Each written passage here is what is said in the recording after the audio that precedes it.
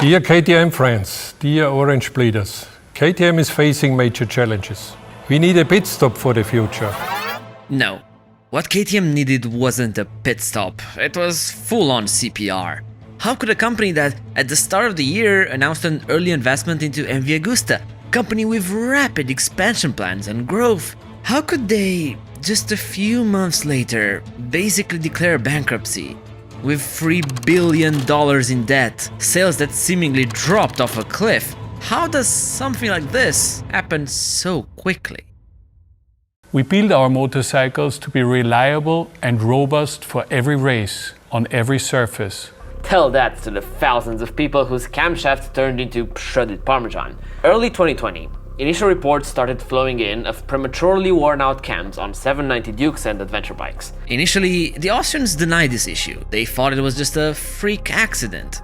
But more such reports started flowing in, and while they never admitted any wrongdoing, the engineers did little updates to the engines throughout the years. Finally, when the Facebook group targeting these issues was launched in 2024, it quickly grew to amass over 12,000 members.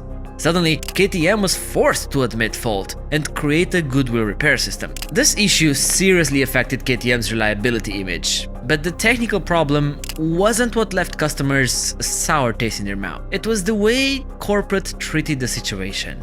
The constant denying of the problem really tainted the Austrians' image. Now, I agree this was problematic, not the proper way to handle such scandal, but I do think it was an issue seriously blown out of proportion.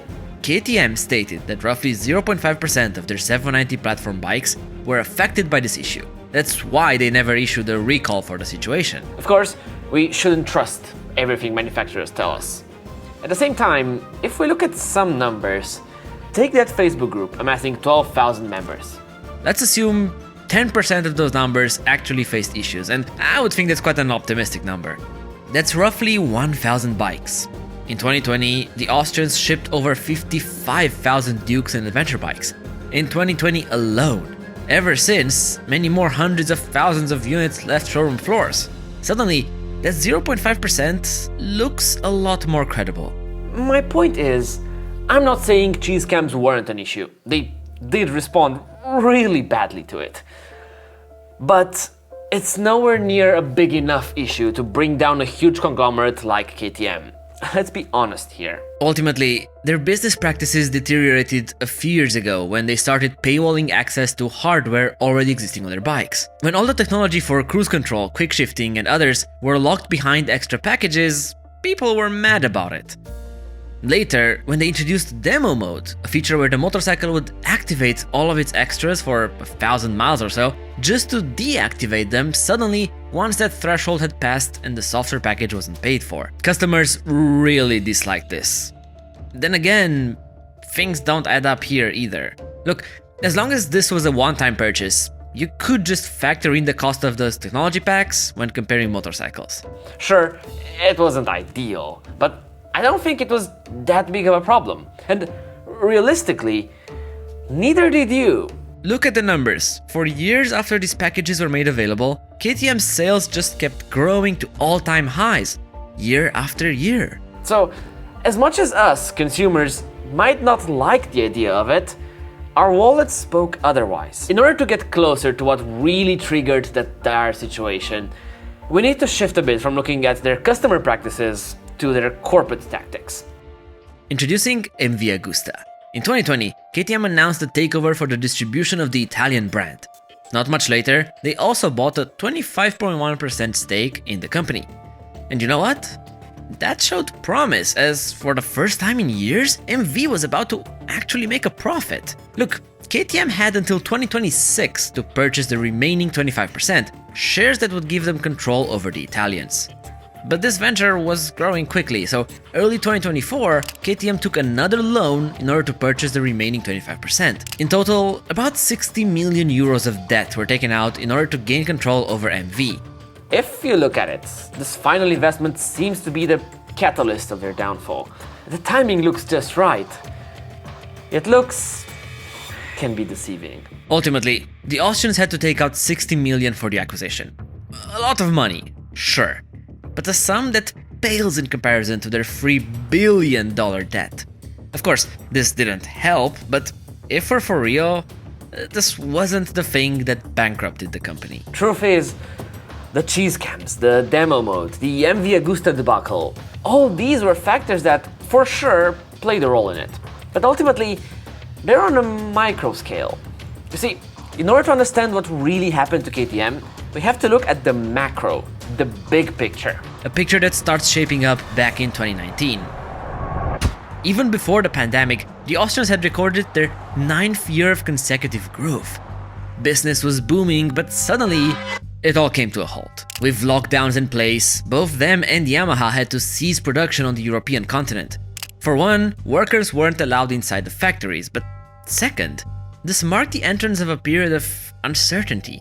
Nobody could guess the future, where the economy was going to be headed. It didn't take long for these questions to clear up, and sales skyrocketed. Even with lockdowns, KTM reported sales just below the previous year for the first half of it, and by the second half, the USA motorcycle market went up by 21%, and that even paled in comparison to others like Australia's 39% increase. Demand was high, but the motorcycle manufacturer had run out of stock. What ensued was a rampant attempt at increasing production and expanding the business to accommodate the thirst. By 2022, KTM recorded their 12th consecutive year of record sales, moving 275,000 units globally. And their forecasts were going to go up by 6 to 10% year over year. The Austrians opened up a new North American HQ, investment valued at $53 million. And that was far from their only effort, as rapid expansion and investments were going to affect all of their subsidiaries. On the face of it, the pandemic was a blessing for the orange side. But their greedy desire to accommodate demand would turn out to be the one decision that was going to lead to their demise.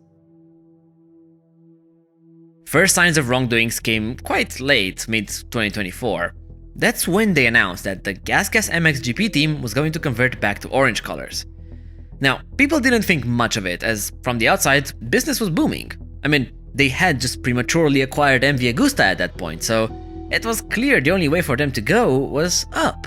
So imagine everyone's surprise when the manufacturer published their mid-year financial report. 27% decrease in sales, coupled with losses of 173 million euros. These were the headlining figures. They blamed their bicycle division for the losses, blamed the rising interest rates and increasing cost of living. And they weren't wrong, as their e-bike division sold 32% less bicycles than last year. To be fair, they were far from the only manufacturer facing these issues. The entire market took a bit of a dump, but unlike most other companies, KTM's problem was way worse. For one simple reason. As the year came to an end, their latest reports looked even more grim, and it turns out the Austrians had accumulated debts worth 2.9 billion euros. That's billion with a B. With the figures not improving, Stefan Purer, KTM CEO, had to secure a 100 million euro loan just to keep operations afloat. In a matter of months, the Orange team had to lay off multiple hundreds of employees in a desperate attempt to downsize. But it was just too little, too late. So, how was this possible? What happened here in such a short amount of time? As the pandemic hit the world, global shortages started affecting every single industry. And after the initial panic, a good percentage of people were left with extra cash. As they couldn't spend it on travel and holidays, they resorted to other activities, like motorcycling. This increased the demand massively, and KTM decided to borrow a great amount of money in order to try and expand. In their eyes, they saw this as a newborn appreciation for two-wheeled vehicles, rather than a short influx of interest. That's why they forced manufacturing of bikes, even at a higher cost than usual, anything to build as much as possible to catch up with demand. You can probably see where this is going.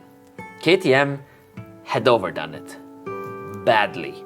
As the post-pandemic hype came to an end and buying power returned to an all-time low, KTM saw themselves in a position where they could sell far less bikes. And that in itself could be manageable. A drop in sales shouldn't trigger an immediate collapse. Unlike most other companies, KTM debts stayed in place. And those debts were out of this world. In reality, the low sales didn't kill them. The loans didn't either, but the deadly cocktail that formed, the two elements combined, coupled with the timing of global events, managed to deliver a fatal blow. Today, we have decided to transfer KTM to a so-called legal restructuring proceedings with self-administration. The Orange Pumpkin declared insolvency and its entrance into a restructuring period. For US folks, it's similar to declaring a Chapter 11 bankruptcy. Production was frozen and employees were only going to receive partial pay. This gave them 90 days to figure out a plan. On Christmas Day, KTM announced their intention to sell MVusta to recoup part of the money. But at this point, they had debts worth over 2.9 billion euros. Selling MV was a small drop in the bucket. It's weird. On one hand, you could see the company collapsing from the inside. But on the other, you had figures like Stefan Purer telling their customers not to worry as they wouldn't be affected. It's hard to see how that could have been the case. When looking deeper, KTM's situation was even worse. It turns out they were sitting on 130,000 units of unsold inventory. Basically, because of overproduction, they almost built bikes for 2 years in just one, which is great, assuming you can actually sell those. And with new Euro 5 standards in play, this meant KTM wasn't going to be able to sell a lot of that inventory. Not in Europe, at least. Add to that a 21% drop in sales and a stock that dropped by 80%, with revenues falling by 29%. Recovering from this was mission impossible. Still, for those 90 days, KTM had to come up with a plan. They commissioned the Citigroup to find interested investors, and legally, they had to formulate a plan that was going to repay creditors at least 30% over the following 2 years. In January, Stefan Purer, the CEO, announced his resignation. Well, kind of. What many failed to mention was that he only swapped seats with his co-CEO, Gottfried Neumeister. Furthermore, they managed to secure another 50 million euro loan from their shareholders in order to restart operations. And finally, they came up with a plan. Today, we have been given the chance to continue the story of KTM. The plan was approved, but with a catch. The 30% repayment was left. But what changed was the deadline. Instead of the 2 years, KTM had to find that money in just 90 days. At this point, it seems like that was the Austrians' only option. But it never looked like a plausible one. By end of May, KTM had to raise roughly 800 million euros. Calling it optimistic was quite an understatement. And just when you thought it couldn't get any worse, parts suppliers suddenly refused working with the manufacturers on credit. Understandably so, but this meant KTM had to shut down operations again, and the deadline was approaching quickly. You see, there is one person who many tend to point the finger to, and that's Stefan Purer. For the longest time, it seemed like anything Stefan touched turned into gold. We can't forget that he was the man behind KTM's meteoric rise over the past 30 years. That's why not many questioned his decisions. But Purer seemed to have developed a hunger, a constant desire for more, for bigger. While many saw him as the messiah that brought glory to KTM, a lot of others saw past that. In fact, Stefan became one of the most controversial figures behind this company. For example, when the bike manufacturer was approaching bankruptcy, Purer dumped a large personal investment into another company, Rosenbauer. Him, together with 3 other entities, invested 119 million euros in it. It begs the question, if he knew the KTM ship was sinking, why did he spend his money elsewhere? And then, according to fintelegram.com, when the pandemic hit, KTM received 11 million euros in government subsidies. Funny enough, that same year, the company shared dividends worth just more than 11 million. Even in 2024, when internally the situation had to be clear, they issued 17 million euros worth of dividends. It's like the ship was sinking, warning signs were blaring in their faces, and they simply decided to ignore them. All of them. In the words of Tony Cairoli's old manager, in my opinion, Purer felt invulnerable. He always thought his choices were always the right ones. Bajaj saves the day. The Indians are the world's 6th biggest motorcycle manufacturer. Maybe their story will feature in a future video if there's interest. They went to JP Morgan Chase, Citigroup and DBS Bank in order to secure a €566 million loan. That was almost the exact amount needed by KTM. So here's, in a nutshell, how the deal looks. Bajaj offered KTM almost €800 million in order for them to pay their debts. In return, they were given the opportunity to purchase a major stake in KTM's parent company for just $50 million. But with this, what they were really going to gain was control. Essentially, in simple terms, Bajaj bought KTM. This is undoubtedly a new era for the orange manufacturer, an era that has a lot of question marks hanging over their head. How will the Austrians look into the future? Will they keep their Mattighofen factory? Will they keep their ready-to-race mantra? I don't know. Nobody does.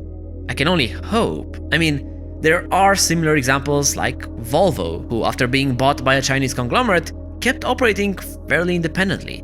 Ultimately, it's not ideal. It's not what anyone had hoped for. But at least KTM, as a brand, keeps on going. Only time will tell how this company will end up.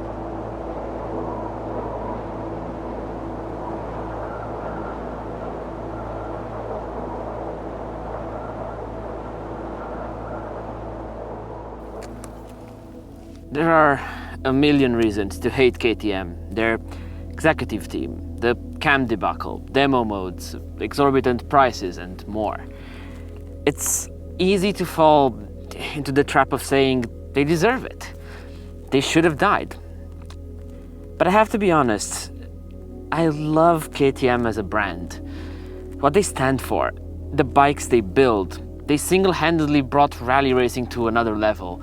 They legitimized the sport of hard enduro and supported it more than any other manufacturer could. They were the only big manufacturer that still believed in two-strokes. In fact, they are the only ones that could bring out a bike like my Super Duke. A bike that makes no sense in an accounting office, but a motorcycle that reimagined the entire genre. Something crazy, built by a company filled with enthusiasts. That's why I love them so much. They take risks and always strive to build the highest performance two-wheeled machines they can. For every boring, conservative brand like Suzuki, Honda, sometimes even Yamaha, you need a KTM to spice up the industry, to push it forward. Yes, I might be biased. I previously owned multiple of their bikes, and still do, because the things they build, you truly can't find them anywhere else. And it's important to remember that. I can only hope that going forward under new ownership, they will continue to do what they know best. Machines that inspire, that can be ready to race.